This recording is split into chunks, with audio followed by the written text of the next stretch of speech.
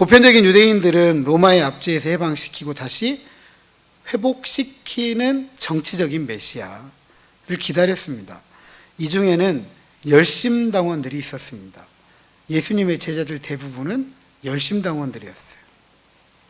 하지만 모든 유대인들이 이런 정치적 해방의 메시아만을 기다린 것만은 아닙니다. 일부의 유대인들은 새 출애굽의 메시아를 기다렸습니다.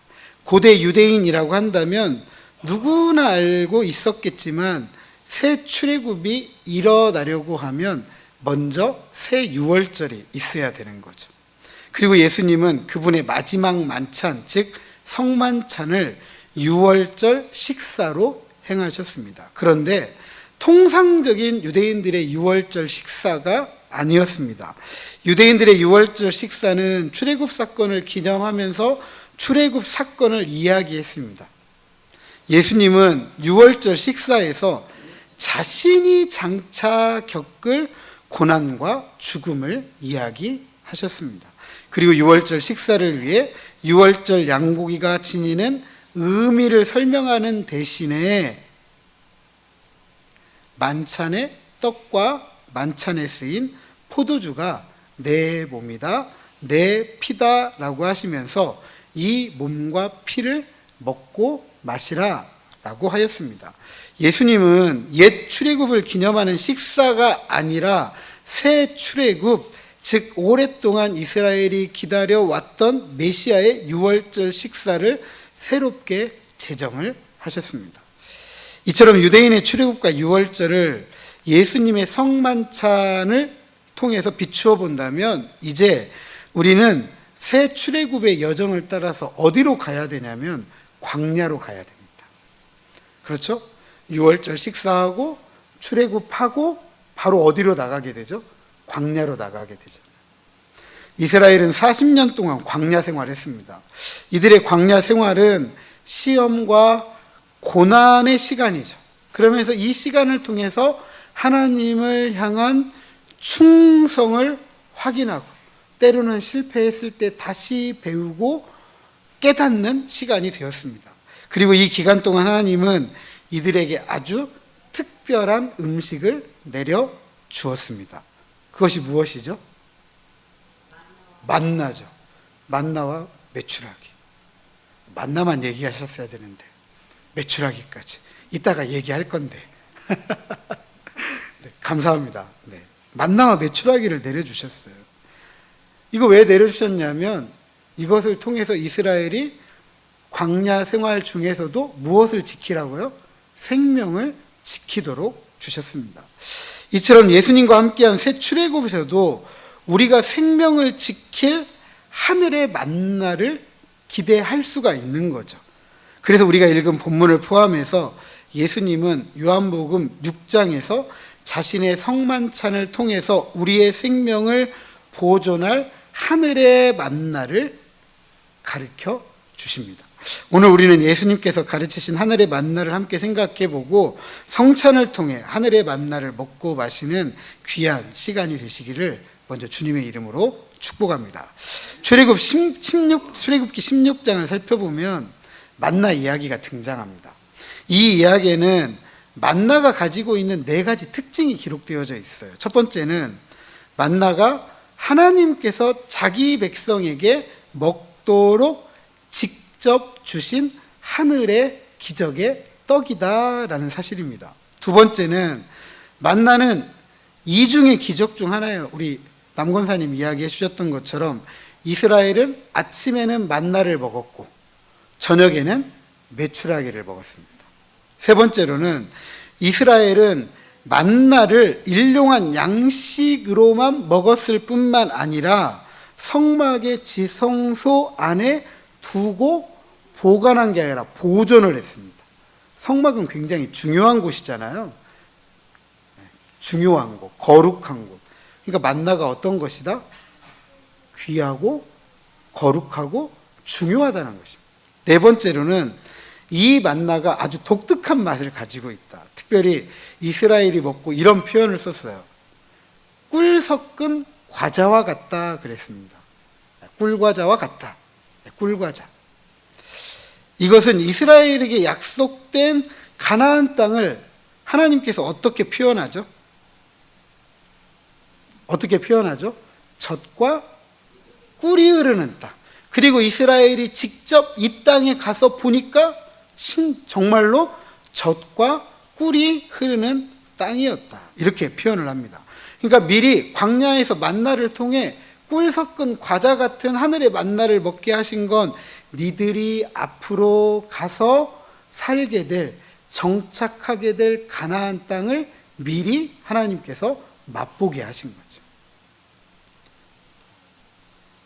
그래서 반드시 하나님께서 우리를 약속의 땅 가나안으로 인도하신다라는 것을 확신케 했던 것입니다.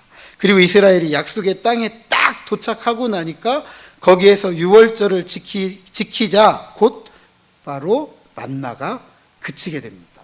더 이상 꿀 섞은 과자가 필요 없죠. 젖과 꿀이 흐르는 땅에서는 뭘 먹으면 돼요? 그거 먹으면 되잖아요. 이를 통해서 만나가 단순한 기적의 양식이 아니다. 그걸 넘어서 이스라엘에게 하나님께서 주시는 메시지이다라는 것을 알 수가 있습니다. 이런 구약의 가르침에 대해서 제2성전기, 페르시아 때 바벨론으로 끌려갔던 이스라엘이 다시 이 약속의 땅 가나안 예루살렘으로 돌아오게 됩니다. 이 시기부터 예수님 오신 이 시기까지, 또는 조금 더 그 이후까지 해서 제2성전기라고 이야기를 합니다. 스룹바벨 성전, 솔로몬 성전 다음에 세워졌던 스룹바벨 성전에 대한 이야기, 이 성전 시기를 제2성전기, 또는 우리는 이제 많이 들었던 게 뭐냐면 성경의 침묵기, 신구약 중간기, 이렇게 이제 표현을 합니다. 이 시기에 유대인들은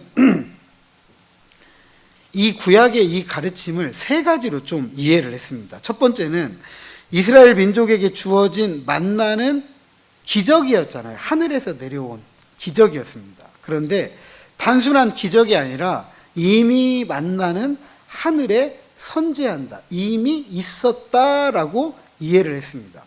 즉 아담과 하와가 타락하기 전부터 만나는 있었다는 거예요. 만나는 있었다. 고대 유대교의 구전법인 미시나에 보면 만나와 더불어 아론의 쌍난 지팡이 10계명의 돌판도 이미 하늘에 있었다, 이렇게 이제 이해를 했습니다. 특별히 첫 안식일, 그러니까 즉 창조의 7째 날 바로 전날 창조된 10가지 물건이 있는데 그 중에 하나가 바로 만나였다, 이렇게 이해를 합니다. 그래서 만나는 세상이 시작될 때부터 있었던 떡이라고 여겨요. 그렇다면 이 떡은 인류의 첫 조상인 아담과 하와가 범죄하기 이전의 떡이기 때문에 범죄의 영향을 받지 않은 완벽한 음식이다, 이런 이해를 갖고, 그래서 만나는 다시 만나를 받았다라는 것은 다시 우리가 에덴으로 돌아간다, 죄와 죽음으로 타락하기 이전으로 회복된다라고 그렇게 생각을 해왔습니다. 두 번째로는 만나가 초자연적인 실제이다, 하나님의 백성을 먹이기 위한 하늘 양식으로 성전에 보존되어 있다, 하늘 성전에 보존되어 있다라고 이해를 했습니다. 고대 유대교는요, 물질 세계를 하늘에 있는 세계를 보여주는 가시적인 신호라고 생각했습니다. 그러니까 이 땅에 있는 물건들을 보면서 하늘에 있는 것을 바라보게 하는 거죠. 그러니까 진짜는 어디에 있는 거예요? 하늘에 있는 거고, 이 땅에 있는 건 그냥 가짜인 거죠. 허상인 거죠. 하늘에 있는 것을 보여주기 위해 있는 신호일 뿐이에요. 그리고 이 하늘에 있는 초자연적 세계를 우리가 붙잡고 하는 것보다 더 실제적인 것으로 믿었습니다. 더 실제적인 것으로. 따라서 성막에 있던 만나는 하늘 성전에 있는 만나의 가시적인 신호이죠. 그리고 실제적인 존재는 어디에 있냐면 하늘에 있다, 이렇게 믿었던 것입니다. 그리고 세 번째로는 메시아가, 이 유대인들이 믿었던 메시아가 오면 만나 기적을 다시 일으키실 것이다 라고 했습니다. 이 유대인들에게 메시아는 이런 존재였어요. 출애굽을 이끌었던 모세처럼 마지막에 오실 메시아는 모세처럼 우리를 인도할 것이다. 그 모세가 광야를 인도할 때 하늘에서 만나가 내렸던 것처럼 새 모세가 오면 하늘에서 만나를 다시 내려줄 것이다. 이렇게 이해를 했던 것이죠. 이와 같은 이 제2성전기 유대교의 만나 이해는 예수님 당시 예수님과 함께 제자들과 살았던 이 당시의 유대인들이라고 하면 다 이렇게 이해를 했어요. 다 이렇게 이해를 했습니다. 그리고 이 사건을 통해서 새하늘, 새 땅을 바라보았던 거죠. 이스라엘이 출애굽에서 광야로 나와서 약속의 땅 가나안을 바라보았던 것처럼 마지막 때에 새 모세가 오셔서 광야를 인도해서 어디까지 나아간다? 새하늘, 새 땅까지 나아간다. 그 과정에 생명을 유지하도록 하늘의 만나를 내려준다. 이렇게 이해를 했던 것입니다. 그러니까 이런 공통된 이해를 가지고 예수님께서 성만찬을 통해 제자들에게 말씀을 하시는 거예요. 예수님은 이 만나에 대해서 복음서에서 최소한 2번 언급을 합니다. 한 번은 주기도문에서 짧게 중요하게 가르칩니다. 마태복음 6장 11절 오늘 우리에게 일용할 양식을 주시옵고 양식을 주시옵고 이 헬라어 성경을 또는 이 헬라어 성경이죠. 당시에 이 헬라어 성경을 라틴어로 처음 번역했던 분이 제롬이라는 분이에요. 근데 이 제롬이라는 분이 이 구절을 이렇게 번역합니다. 오늘 우리에게 초물질적인 초자연적인 떡을 주소서 이렇게 번역을 합니다. 그리고 이 초물질적인 그러니까 이 의미는 그거잖아요. 물질을 뛰어넘는다, 모든 피조물을 능가한다 라고 가르친 거죠. 그러니까 이 자연적인 세계의 것이 아니다, 초자연적인 세계의 것이다 라고 가르쳤습니다. 앞선 고대 유대교의 이해를 따른다면 그것은 매일을 위한 하늘에서 내려오는 기적의 떡이죠. 그건 이 땅에서 만든 게 아니잖아요. 하늘에서 내려온 거잖아요. 그렇죠? 따라서 하나님 나라를 살아가는 하나님의 백성들은 그 나라의 완성, 저 천국을 기대하면서 하늘에서 온 이 기적의 떡을 매일 먹게 해달라고 기도하라고 가르치는 것입니다. 그리고 예수님은 이 양식을 내리실 새 출애굽의 새 모세 메시아였던 것입니다. 또 다른 한 번은 오늘 우리가 읽은 본문이 포함된 요한복음 6장에서 예수님의 도시라는 별명이 붙은 가버나움은 예수님의 도시라고 알려져 있습니다. 왜냐하면 이곳에서 예수님께서 많은 활동을 하셨기 때문에 그래요. 실질적으로 가버나움의 성지순례 가면 가버나움 회당에 딱 들어가는 입구에 대문에 써 있습니다. 예수님의 도시 가버나움 이렇게 써 있습니다. 이 회당에서 가르치신 생명의 떡에 대한 이야기예요. 요한복음 6장은. 근데 이 이야기의 핵심은 새 모세가 온다. 그리고 하늘에서 온 기적의 떡인 만나가 다시 내릴 것이다 라고 하는 유대인의 소망에 대한 이 이야기를 예수님께서 내 몸이다, 내 피다라고 가르치는 이야기입니다.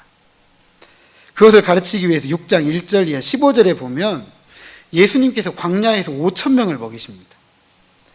모세가 광야에서 만나로 이스라엘을 먹였던 것처럼 예수님도 하나님 나라를 살아가는 백성들을, 나를 따르는 백성들을 먹일 수 있는 새 모세이다라고 가르쳐 주시는 거예요. 그래서 14절에 세상에 오실 그 예언자 새 모세, 그리고 15절에 예수님을 억지로 붙들어 가지고 왕으로 세우고자 했던 거예요. 앞서 말씀드렸던 것처럼 이 당시에 많은 유대인들이 새 모세, 메시아, 새로 오실 새 모세는 정치적으로 이스라엘을 회복시킬 왕이라고 생각했거든요. 예수님을 보니까 새 모세인 거예요. 마지막에 오신다고 했던 메시아인 거예요. 그러니까 붙잡아가지고 뭐 하려고 하는 거예요? 왕으로 세우려고 하는 거죠. 그러니까 이 유대인들도 예수님이 마지막에 오실 새 모세이다라고 생각을 했던 것 같아요. 그리고 34절에 뭐라고 이야기하냐면 새 모세가 오면 하늘에서 만나가 다시 내릴 것이라고 하니까 이 따르던 유대인들이 뭐라고 이야기하냐면 주여 이 떡을 항상 우리에게 주소서라고 하는 거죠. 당신이 모세니까, 새 모세니까 준다고 했던 하늘의 만나를 우리에게 달라라고 이야기를 하는 겁니다. 그러면서 예수님은 자신의 기원이 하늘에 있다, 나는 하늘의 사람이다 라고 이야기하고, 그러면서 나를 믿어야 된다라고 이야기를 합니다. 그리고 자신의 살과 피를 먹고 마시라라고 가르치는 이야기죠. 그래서 가톨릭이나 개신교에서 이 본문을 성찬의 떡과 성찬의 포도주로 이해하고 가르칩니다. 이 이야기의 가장 핵심은 예수님께서 자신을 하늘에서 온 만나이다라고 하는 것입니다. 고대 유대교의 소망이었던 하늘에서 온 만나를 성찬식의 메시아의 만나와 동일시한 거예요. 그리고 58절에 이것을 먹으면 영원히 살리라 라고 하였습니다. 마치 이스라엘이 광야 40년 동안 저 약속의 땅 가나안까지 나아갈 때 생명을 보존받았던 것처럼 이 땅에 올 하나님 나라, 완성된 하나님 나라를 기다리는 주님의 제자들, 백성들이 생명을 보존하고 먹어야 될 양식이 바로 나다라고 가르치는 것입니다. 이처럼 이 만나는 이스라엘을 광야에 살린 생명나무 열매이고, 성찬의 만나이신 예수님은 하나님 나라의 완성을 기다리고 살아가는 하나님 나라의 백성들의 생명나무 열매가 되는 것입니다. 성찬과 관련된 예수님의 몸과 피를 먹고 마시는 이야기, 죄송하지만 유대인들의 생각에는 정말 너무나 어려운 이야기예요. 아니, 받아들일 수 없는 이야기입니다. 왜냐하면 자신의 몸과 피를 먹고 마시라는 이야기는 충격적입니다. 충격적이지 않으세요? 몸과 피를 먹으라고 하면 이거 식인이잖아요. 식인. 그래서 오늘 본문에 우리가 읽지 않았지만 66절에 보면 듣고 떠날 정도로 거북했다. 그리고 52절에 보면 이 말씀 때문에 유대인들 사이에서 식인 논쟁이 벌어집니다. 그러면 왜 이 같은 일이 벌어졌을까? 앞서 말씀드렸던 것처럼 예수님을 믿지 못하는 거예요. 예수님을 정치적인 왕으로 붙들어 놓고 세우고자 했잖아요. 그런데 이 예수님을 몸과 피를 먹어버리면 어떻게 돼요? 해방시킬 수 있어요, 없어요? 안 되잖아요. 그러니까 말이 안 되는 거죠, 유대인들 입장에서는. 그래서 많이 떠나게 됩니다. 67절에 떠나는 많은 이들을 예수님이 보면서 제자들에게 뭐라고 이야기하냐면, 야, 니들도 떠날래? 라고 물어요. 너희도 가려느냐? 그러니까 예수님은 이 성찬, 내 몸과 피를 먹고 마셔야 된다라는 이것과 관련해서 어떤 타협도 용납하지 않아요. 반드시 먹고 마셔야 돼요. 그것을 믿든지 믿지 않든지 선택을 해야 돼요. 그렇다면 우리는 성찬에 임할 때 어떻게 임해야 되느냐? 베드로의 고백을 통해서 힌트를 하나 얻을 수 있는데요. 68절, 69절을 같이 한번 읽어보도록 하겠습니다. 68절, 69절입니다. 요한복음 6장 68절, 69절 시작. 시몬 베드로가 대답하되 주여, 영생의 말씀이 주께 있사오니 우리가 누구에게로 가오리이까? 우리가 주는 하나님의 거룩하신 자이신 줄 믿고 알았사옵나이다. 아멘. 쉽게 말씀드리면 이렇습니다. 주님께서 하시는 말씀의 의미를 우리가 완전하게 이해는 못해요. 잘 모르겠습니다. 하지만 주님이 어떤 분이신 줄은 알겠습니다. 하나님이신 줄은 알겠습니다. 이런 고백입니다.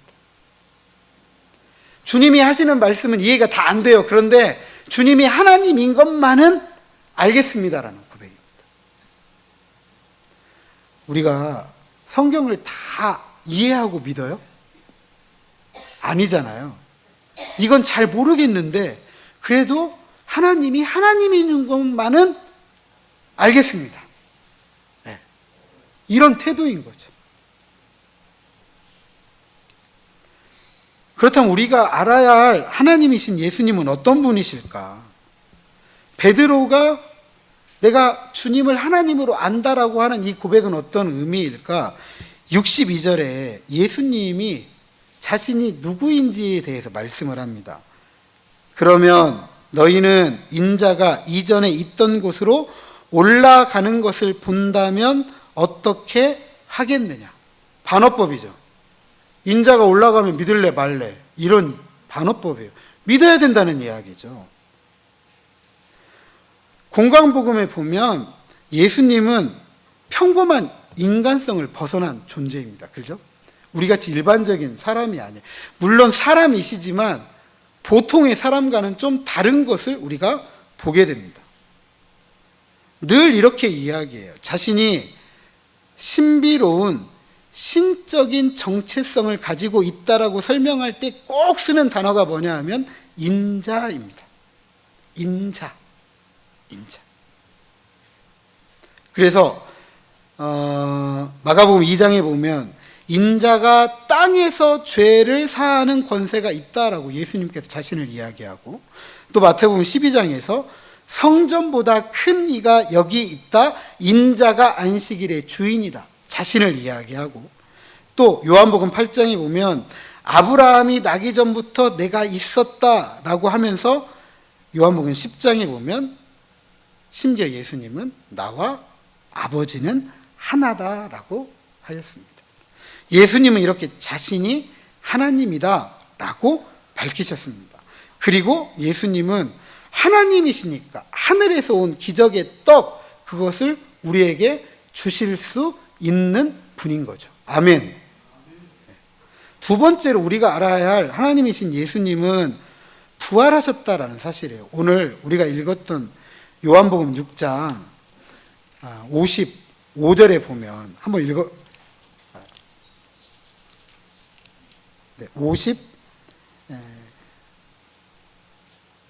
네, 54절 같이 한번 읽어보죠. 54절 시작. 내 살을 먹고 내 피를 마시는 자는 영생을 가졌고 내가 마지막 날에 내가 그를 다시 살린다. 네, 살린다 그랬습니다. 부활에 대한 이야기예요. 이 부활에 대한 이야기를 하실 수 있는 게 뭐냐 하면 예수님께서 부활하셨기 때문입니다. 63절에 살리는 것은 영이니 육은 무익하니라. 내가 너희에게 이른 말은 영이요 생명이라고 하였습니다. 예수님께서 자신을 먹고 마시라라고 할 때 그것은 죽은 몸을 먹고 마시라는 게 아니에요, 여러분. 저희가 이 성찬포 걷어버렸잖아요. 그죠? 이거 왜 제가 걷었죠? 보통은 하얀 천으로 사람을 덮는다는 건 어떤 의미가 있죠? 죽었다. 시체를 덮을 때 그렇게 하는 거잖아요. 근데 저는 예수님의 죽음을 기념하는 것이긴 한, 성찬이 예수님의 죽음을 기념하는 것이긴 하지만 죽음에 대한 이야기를 하는 게 아니에요. 그 죽음을 통해서 우리에게 하늘의 생명을 알리는 것이기 때문에, 그 식사에 동참케 하는 것이기 때문에 성찬포 걷어버린 거예요.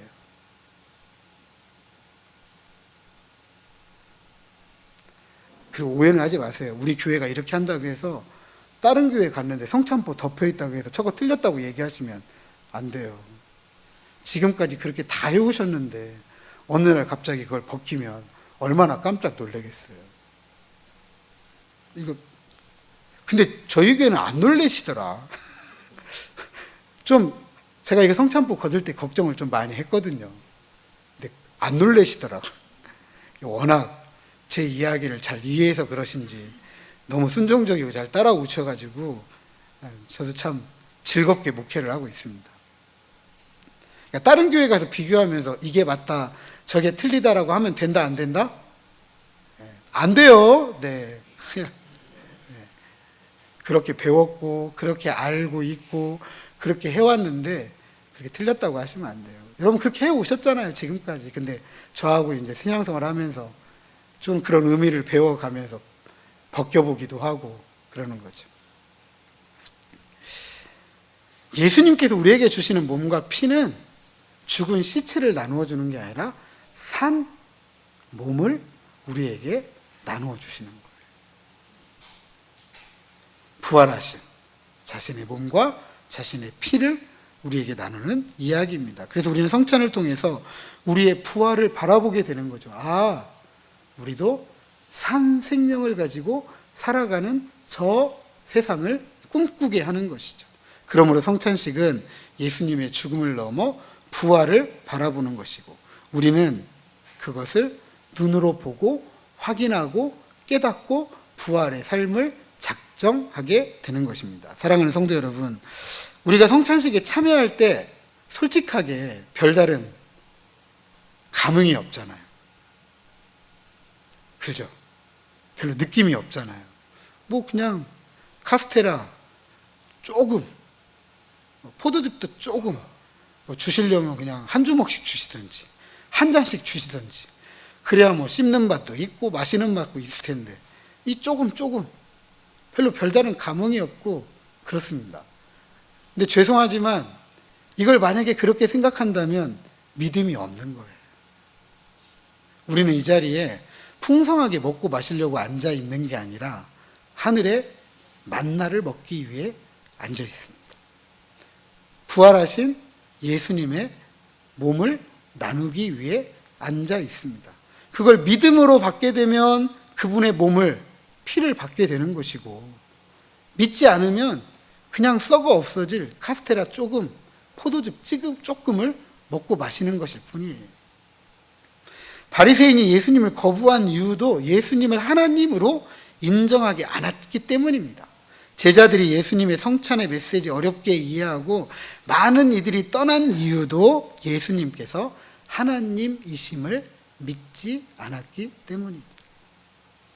그래서 오늘 우리 성찬에 참여할 때 우리 베드로처럼 겸손해야 됩니다. 주님의 말씀은 잘 이해는 안 되지만 주님이 하나님인 줄은 믿습니다. 이 성찬에 참여할 때 주님이 하늘의 만나로 주신 것을 내가 믿음으로 먹고 마시면 그분의 몸과 그분의 피, 참된 양식, 참된 음료를 먹고 마시게 되는 것입니다. 그리고 이 땅을 살아가면서 하나님 나라가 완성될 그날까지 생명을 얻게 되는 것입니다.